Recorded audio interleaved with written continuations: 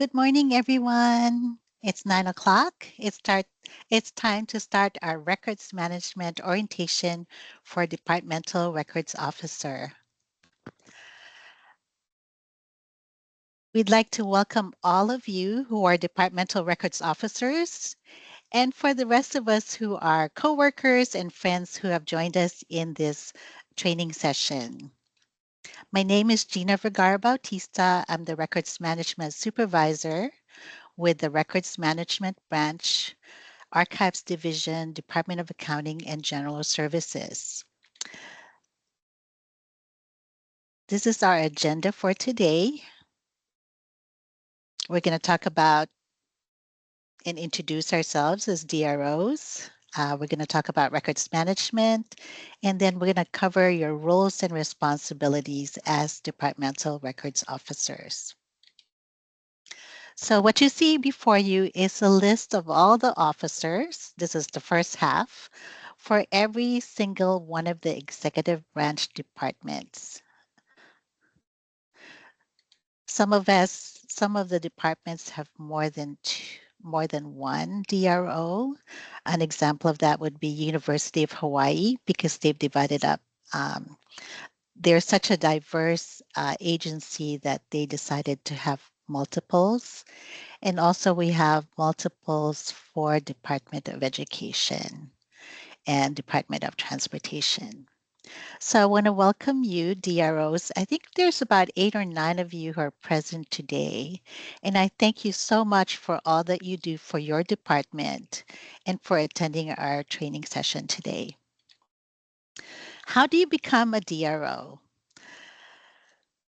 Every so often, it's supposed to be annually, the state archives actually sends out a letter to your department head to request them to designate someone to act as the departmental records officer. So what you see before you is a letter that we sent out this year to the state librarian asking her who to designate.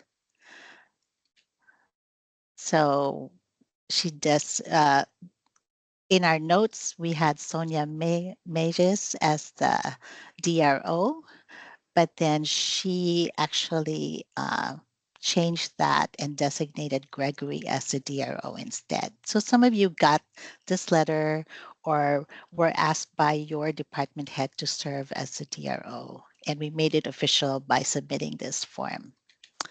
So what are the roles and responsibilities of the DRO? In accordance with HRS 94-3, each Hawaii State Department designates a departmental records officer to manage their department's records management program and to represent the agency in all contacts with the Archives Division. But what is records management? Records management is the systematic control of all types of records, whether digital or physical, throughout their life cycle. This includes the creation, receipt, maintenance, use, and eventual disposal of records. It ensures that organizations have efficient access to records for legal, operational, and historical purposes.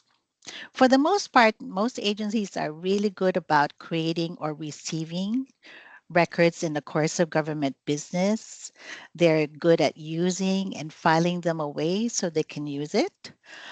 But the yellow section here is the part where many of us have a hard time. After so many years of having the records in any format in our office, we don't know what to do with it. And at some point, those records will no longer be useful in the course of our business. So it either gets boxed up and put away in the dark corners of our offices, or they get stored at third-party storage, or they just get left behind and nobody knows what to do with them. And sometimes they just get destroyed because they had to clear up that office. So this yellow section is actually the part that the state archives or archives division is able to help agencies do. So we can help you store the records temporarily at State Record Center.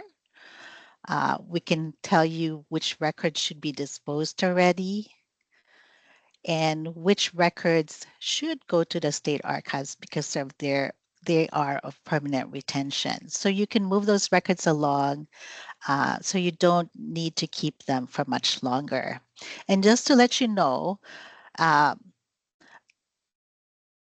only 7 to 5% of all records created by state government are actually considered permanent. Everything else has a short lifetime, let's say 6 years, 10 years. Some of them have long retention, like personnel records for 30 years, but 95 to 97% of what we create do not have to be kept forever. So, what are your roles and responsibilities? So there are five that I'm listing here. The first one is to review records retention and disposition schedules so you can abolish, amend, or create new ones. Retention schedules are the tools that we use to figure out what to do with records. So it's very important for us to actually have up-to-date retention schedules. Unfortunately, some of us have really old ones. So as soon as we get more staff to help out, more archivists, we will actually be in contact with you to start updating those really old retention schedules. The second role is to apply retention to records in any format, and that's to encourage your department, the various divisions in your department, to store temporary records at State Records Center and to transfer permanent records to Hawaii State Archives. Also, for all records that have already met retention, to go ahead and make sure there are no litigation holds or legal holds on them, and to destroy them in accordance with that retention schedule if there are no holds. The third role is to encourage staff to attend records management training sessions and to share records management advice sheets and guidelines as they're sent to you by us. The fourth role is to manage all the forms or communications generated by your department. All of you should have a versatile web account by now, and you should log into that service to see what records for your departments are stored at the State Record Center. And finally, um, the final role is to contact State Record Center or Archives Division, I should say, for questions about records management, storage of records, and especially when planning and implementing new record keeping systems. Because what some people forget with these new record keeping systems is um, including retention. So we don't want your systems to continue to grow because nobody ever deletes records that have met retention, because that would make your record keeping systems very inefficient. Okay, so let's talk about the annual review. So we published records retention schedules on the Hawaii State Archives website. You, as a DRO, should also have copies in your office of these schedules. So it's especially if your department has gone through major reorgs, changes of um, functions, that would be a good time to actually go ahead and also update your retention schedules so your staff will know what to follow. So these are examples of the compilations we have online. This is for accounting and general services. And what are retention schedules after all? So in this compilation, it shows you the records schedule ID, record series ID. It has a description of the record. It has the um, SA1 or the disposition authorization that created this schedule. It tells you how long to retain the record, and it tells you what to do after retention is met. So it makes it really, really clear to staff what to do with those records after they've been created or received, especially when they're no longer in use by your agency. So if you are going to abolish or amend existing retention schedules, all you need to do that is to email me or call me and let me know which section or which series you want to abolish or amend.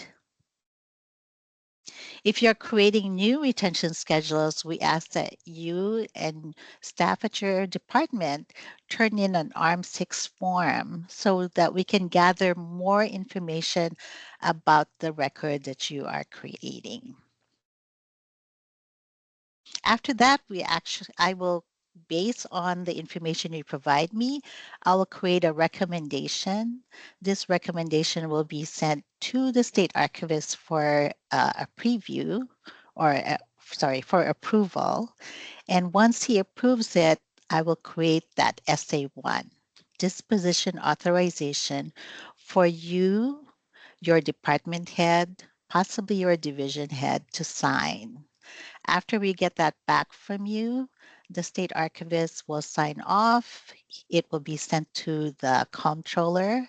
And once the comptroller signs off right here, this record retention schedule is effective and you can go ahead and use it. So this one is a multi-page SA1. So multiple pages showing the different schedules are attached to it. The second thing you need to do is to encourage your department to apply retention.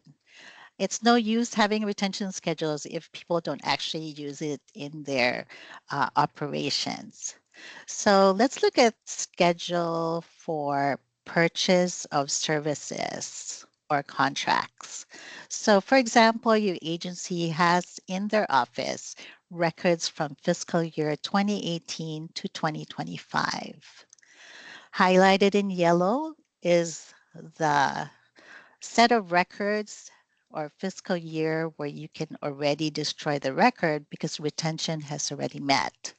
Of course, some agencies will actually check with their, uh, with sometimes with Attorney General's office to make sure that they could actually destroy these records, even though they've met retention. Sometimes there's an extra process where you need to ask somebody else for permission to do so. So if this record is in your office, you're welcome to destroy it. The records after permission, the next two are not highlighted, the next two fiscal years. So for those, you can hold on to them, retain them in your office. And then the next set, which is highlighted in turquoise, those records can be sent to the State Record Center for storage. The reason why the white area is not going to be sent to the State Record Center is because their disposition or disposal is coming up and it's too soon and it's not worth boxing them up and sending them off to us. You might as well go ahead and destroy it when time comes. Like, for example, on June 30th, 2025, you can go ahead and destroy the fiscal year 2019 records and the following year for fiscal year 2020. We do make exceptions, like if the agency is moving to a smaller office, downsizing or closing, we will actually take records with any retention left and store them for you. This is another example of a retention schedule. This one is for EUTF. And it says here that this particular record has to be retained 3 years after conversion to electronic records. I think there's an accompanying retention schedule that says that it's 6 years after settlement. But for EUTF, they can go ahead and destroy records after they've added it to created electronic records off of them. So this is the retention schedule for them. And likewise, the yellow is they could destroy, white they need to retain, and then the records in aqua they need to actually they could actually send to the State Record Center for storage if they want to. Okay, let's look at an example of a retention schedule for permanent records. So most state agencies actually create public relations files, and all three of these types of retentions types of items actually are considered permanent. We do need to update this retention schedule because it says disposition contact state archives 10 years when it's 10 years old or upon closure of the program. If your PR records today are considered digital, born digital, you could actually transfer them to the state archives sooner because you are just sending us a digital copy of that record. When digital records were not as common, the reason why people were holding on to these for 10 years is because it's the only copy. And once they send it to the state archives, access to them was not going to be as easy as if they had it in their office. So if you do have records like these that are considered permanent, please contact the state archives to go ahead and transfer those records. You will be assigned an archivist who will help you go through the process of transferring it. When you transfer to the state archives, it's an official transfer. The ownership of the record transfers to the state archives because they will process those records and they will make sure that they're available for public research. If you send them records that have restrictions on them, they might contain personally identifiable information or other things that are considered private. There is a statute for the state archives that lifts that restriction 80 years from the date the record was created. So there's no no reason for the archives to accept a record from you if they will never ever be open for public research.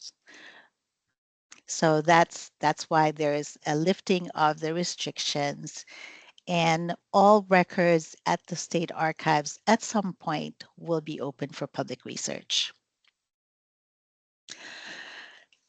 The third role that we have is to encourage staff to attend records management training.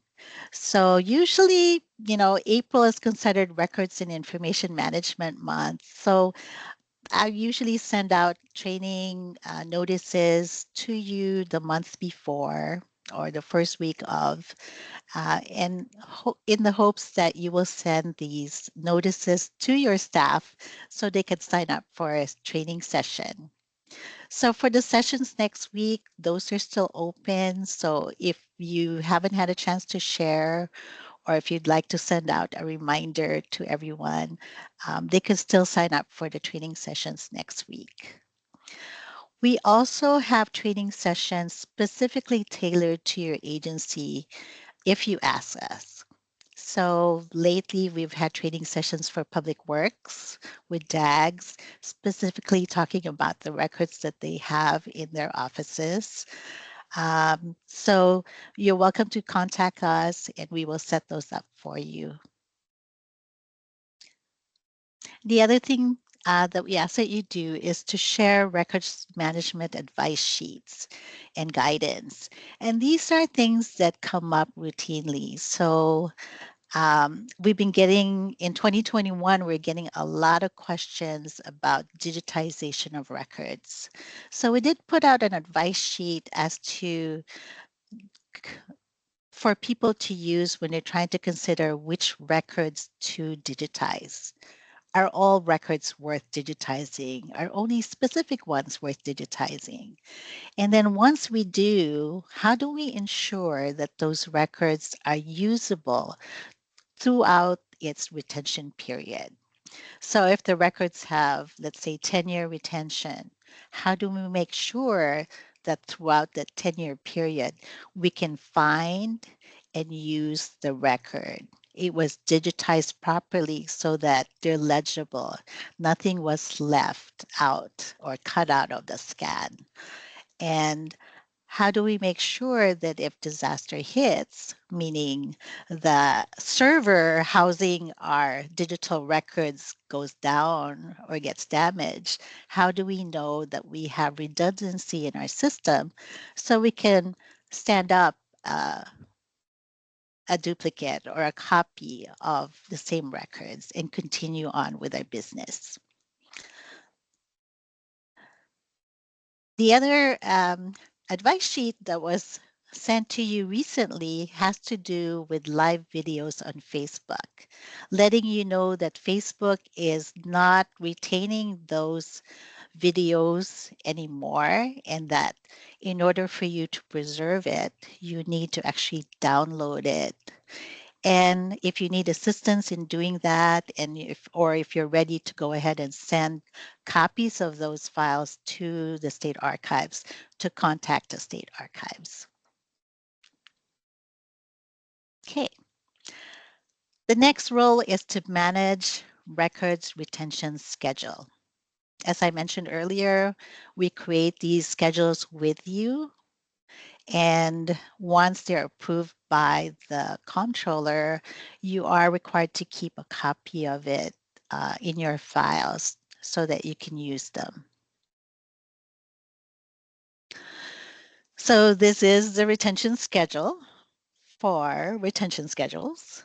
And it says that the general record schedule, the schedule that is applicable for all departments within state government, they're non-permanent and you only need to keep them until they're superseded or revised. For the state archives, it's a permanent record. So you can actually ask us for the really old retention schedules because we keep them forever. The SA ones, those are the departmental record schedules that we work with you to create.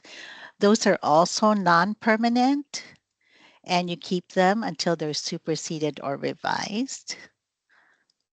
And then for the state archives, it's actually a permanent record. Likewise, if you need to look for a really old one, you can contact us and we'll produce it for you. And of course, we try to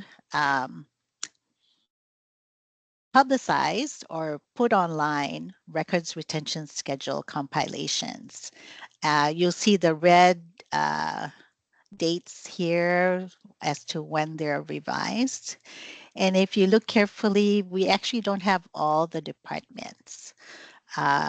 We are currently working on a DOD schedule that's going to go up pretty soon. And the reason why some of the other ones are really not here is because there's maybe only one retention schedule and it's not up to date, but we are working on them with the agency involved.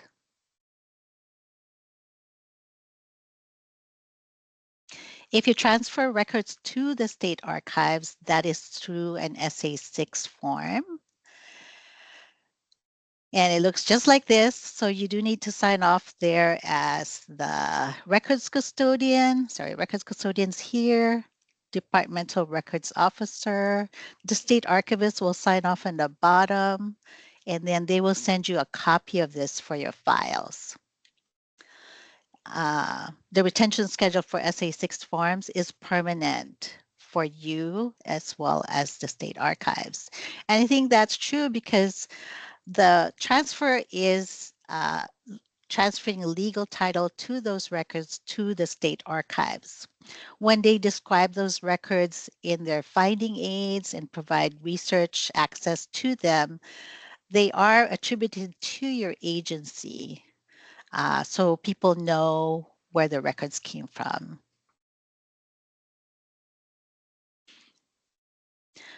To send records to the State Record Center, we've been using the ARM5 form until July of last year.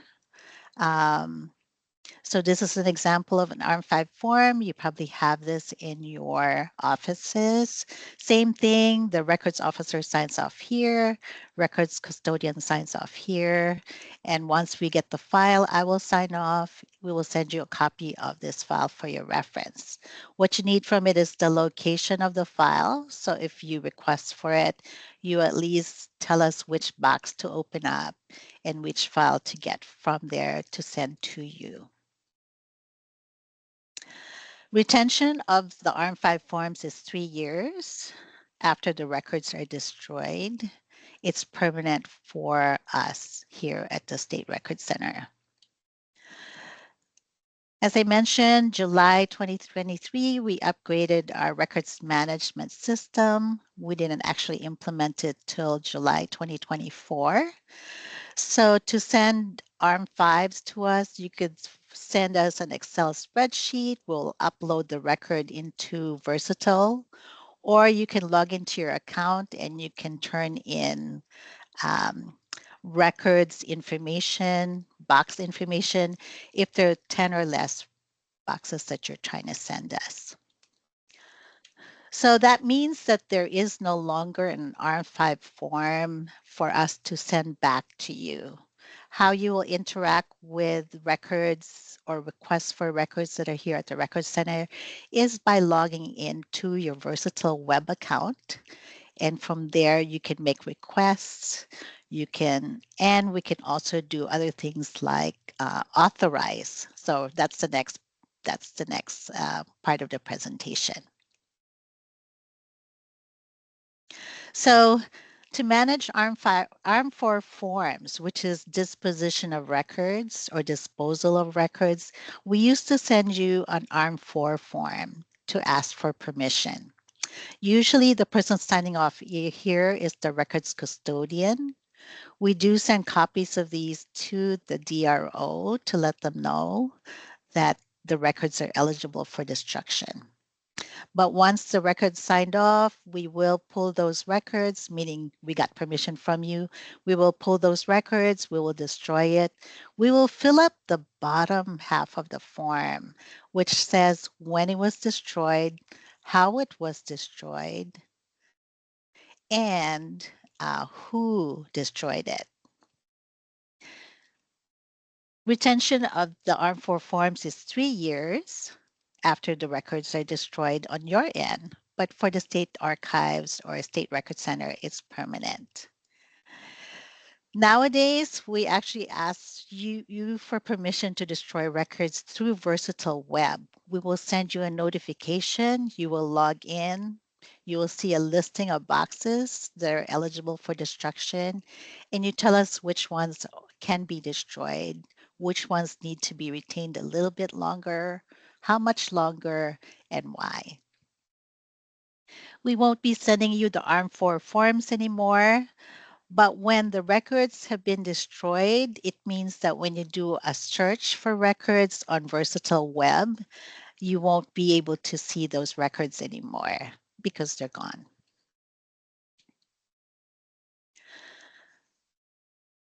We also ask you to manage the ARM7 forms. These are for destruction of records done by your department because the records are still in your custody.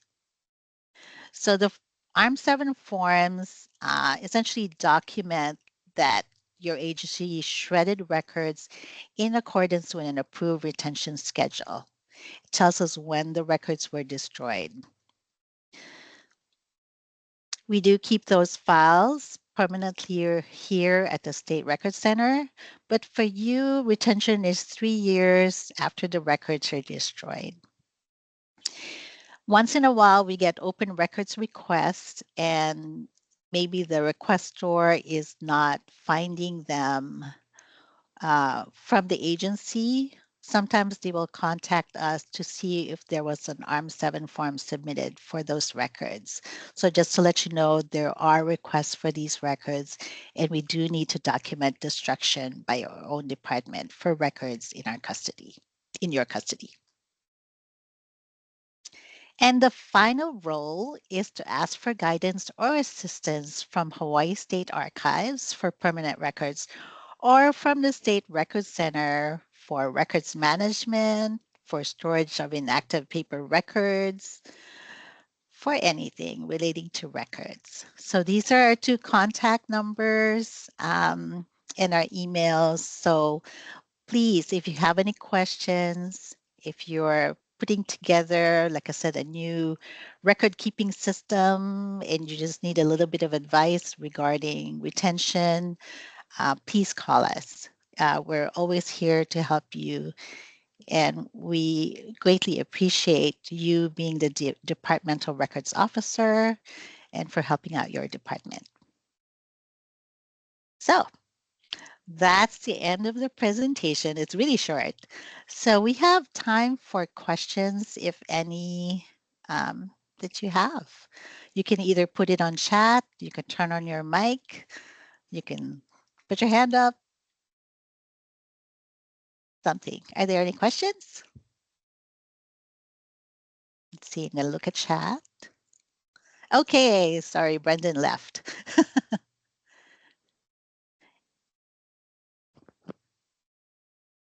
Okay, Kyler, you have a question?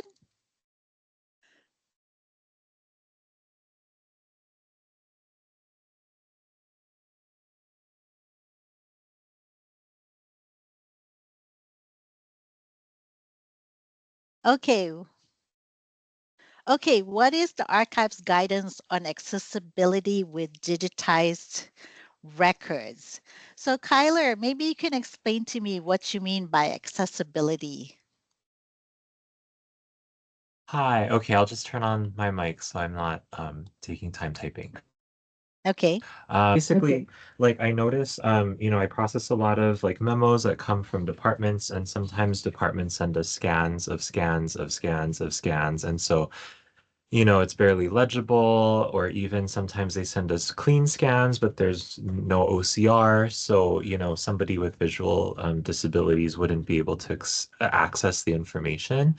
Mm-hmm. So I'm just wondering, like, from the state archives perspective, how can we make our records more accessible to people with disabilities, visual or audio?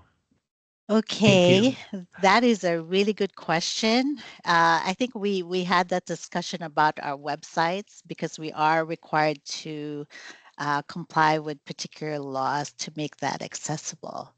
But with regards to records, um, unfortunately, working at the state archives, we do have really old records that are handwritten. So there's no way it's going to be OCR'd. The only thing I can think of is once you transfer the records to the state archives, um, our archivists, our reference archivists are there to help.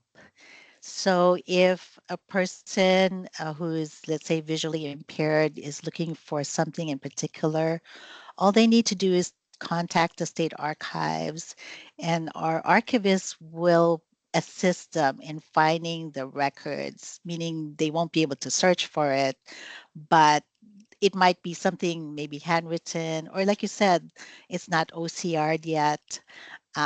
They will locate the record and find a way to impart the information contained in that record.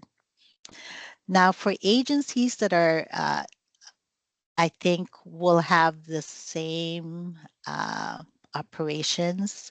So if someone contacted you who has some kind of impairment, meaning they can't really access the file or the information on the record, unfortunately, I think somebody has to be in your office to act as an assistance to provide assistance to that person to be able to read the record that is there. But someone has to be an intermediary for them to make that accessible because not every record, unfortunately, can be OCR'd and made available that way. Um, we are in the process of digitizing quite a bit of records. Not sure if we're OCRing all of it. I'm sure not, to make that accessible. But that's what reference archivists are for. And for you, that's for someone assisting a person access those records is for. I hope that answers your question, Kyler. Yes, thank you so much, Gina. You're welcome. All right. So, what else do we have? Okay. Many of you, if you've been sending records to, if your department has been sending records to the state archives, we had to create an account for you. When we were using Access, we didn't need to. But now we need to have an account for all DROs and all the people, all the different records custodians who are sending records to us. So it's probably already there, but we haven't had a chance to work with you in terms of sending you your credentials and also maybe teaching you how to use Versatile Web. So if you like, I could actually send you your credentials. Uh, Maybe by Monday. And if you register for the Versatile Web class, I will show you how to use the system. So I could do that. So let me know who would like that on chat, and we will, like I said, send you your credentials before the Versatile Web training class. Okay. Did I miss any other question? Any other questions? Any feedback for me for this training course? Was there something I didn't cover that you really had a question about? Are you surprised by are you surprised by your roles and responsibility, um, especially folks who are new? Oh, Tina's saying, "Hi, Tina. Do you have a question for me?"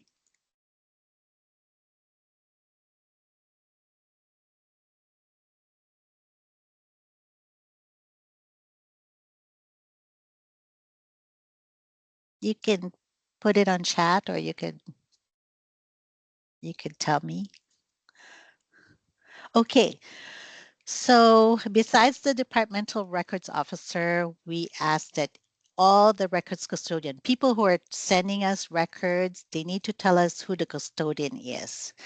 The custodian is the person who manages the records in your office. And this is the same person who most likely will sign off when we ask for permission to destroy.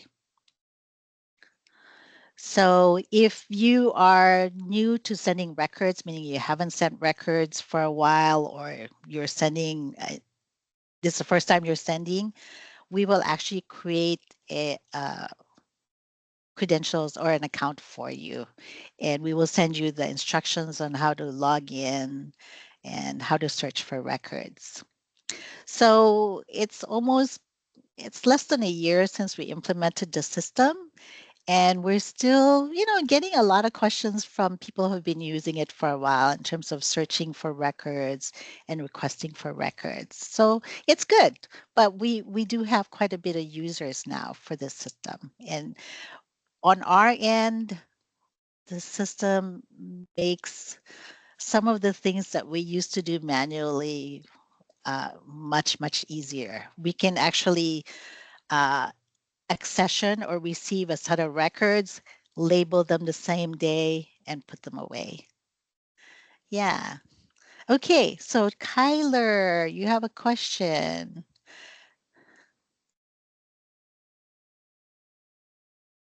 Okay. May I Do I? ask? Hi, Kyler. Hi. Is it So about the let's email see. I just sent you? Yeah. So read it off to Okay. me. What were you asking? Sure. So essentially, I was really pleasantly surprised by the records management advice that you shared on slide 3B. And I would love to see more of those, because long story short is, to make it easier for all of the DROs. I would love to share some of it with the private secretaries at the cabinet level throughout the state, and Hmm. and so that the private secretaries can instruct the division secretaries and the office assistants. Hey, don't scan things upside down, or quality check first, so that there's some piece of paper or policy and procedure to kind of keep them maybe accountable. Mhm. Where can we access these? And yeah, is it on Versatile Web? I'd love to hear Actually, what you have to say. it is going to be on our website. I'm sorry. I just asked Alice to put it up recently, so she hasn't had a chance to do it. Um, we have about 5 of these advice sheets, and I think of the 5, maybe 2 of them are no longer valid because they have to do with social media and those applications or those things that you could do with like Facebook or Twitter, X is no longer valid. So, yeah, but they will be up on our website shortly, probably by next week. Thank you so much, Gina. And just to let you know, we are trying to update our website, our state record center portion or records management portion of it, because it is very, very out of date. So, but thank you. I'd love to hear that you are going to use it. So we will make sure we keep it up to date. Thank you. Okay. Anything else?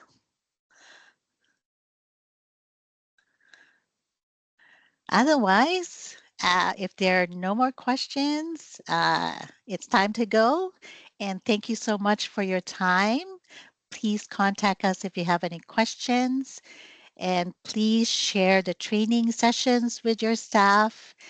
And we will send you your credentials. And if you'd like to join us for the versatile web training later or next week, please do so. All right. Thank you, everyone. Goodbye. Thank you, Thank Gina. you. Bye. Bye bye.